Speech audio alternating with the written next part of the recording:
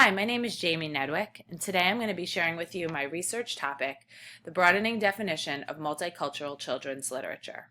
When I started doing research on this topic, I thought to myself, what do I know about multicultural children's literature? What is the background that I have, and what could I bring to this as a starting point?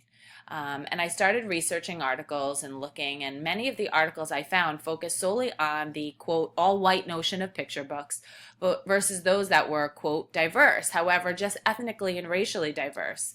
Few really tackled this broadening nature and definition of multicultural diverse literature.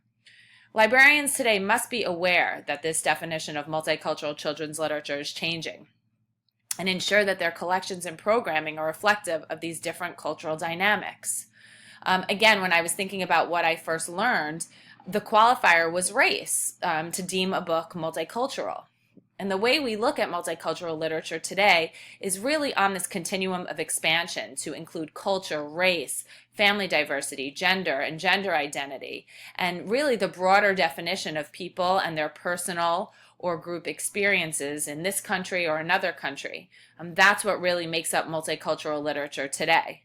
According to the AASL standards for the 21st century learner, learners use skills, resources, and tools to read widely and fluently, to make connections with self, the world, and previous readings. We are the gatekeepers as librarians and educators, and we really must provide the resources and tools to help learners accomplish this goal, among others. We know how powerful of a learning tool books are. Books provide a window, a glimpse into other worlds, other lives, other experiences that they may not have themselves, as well as see themselves reflected in books and literature. We know that children extract meaning and identity from multicultural literature, as well as learn acceptance and empathy. All children must be able to see themselves represented in books. And that was recognized by the legendary Ezra Jack Keats almost 60 years ago. It is important for children to see characters in books that have similar background and experiences to themselves, and to also see those that have a family that looks like theirs. Children need to feel that they belong and find reassurance that their situation and experiences are not anomalous, and understand that there is no such thing as normal or abnormal. As the definition of what multicultural literature means has changed, so do books, and so do our collections. So what should we be taking into account when thinking of this broadening definition?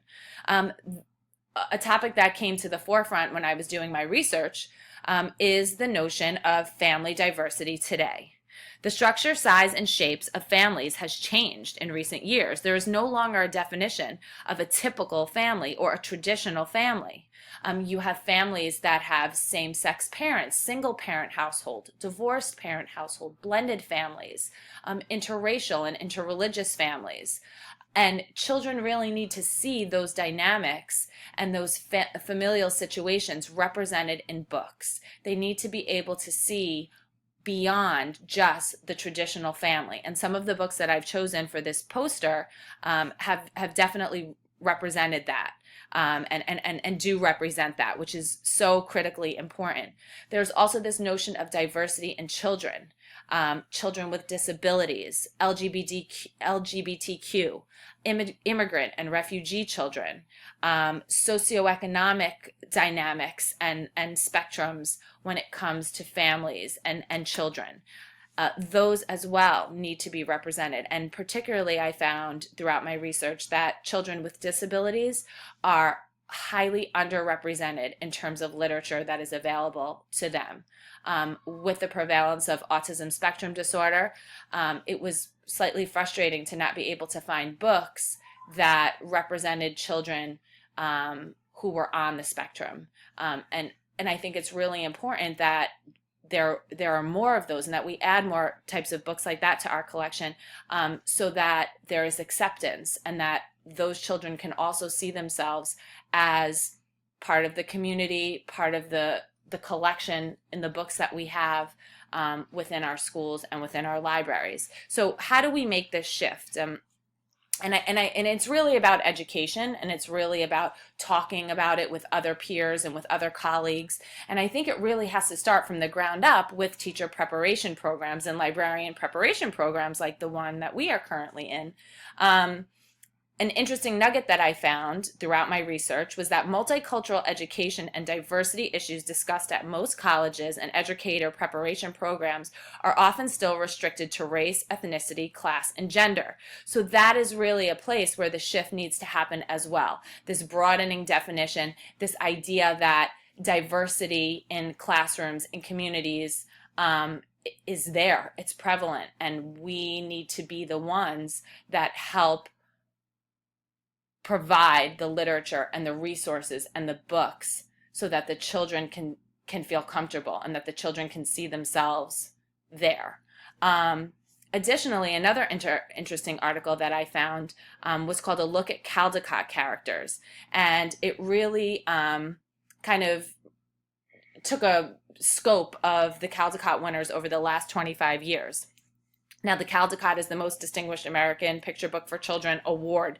Caldecott books are prevalent in libraries, public libraries, school libraries, classroom libraries, at home.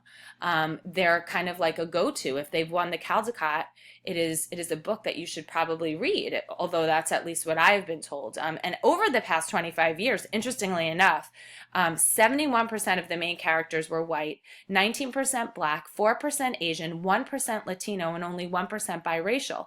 No cognitive disabilities were addressed. Religion was rarely addressed, and no evidence of modern families or gender identity represented at all. The only one bright light was that the 2016 winner, which I have on my poster, Last Stop on Market Street, definitely had their main characters were black. There was socioeconomic issues that were touched on. Many different people were represented in the journey that the two main characters went on. So maybe the shift is happening there. But I think the important point to take away is that it is our responsibility as teachers and librarians to make sure that we choose books that will represent the children that we teach and come across.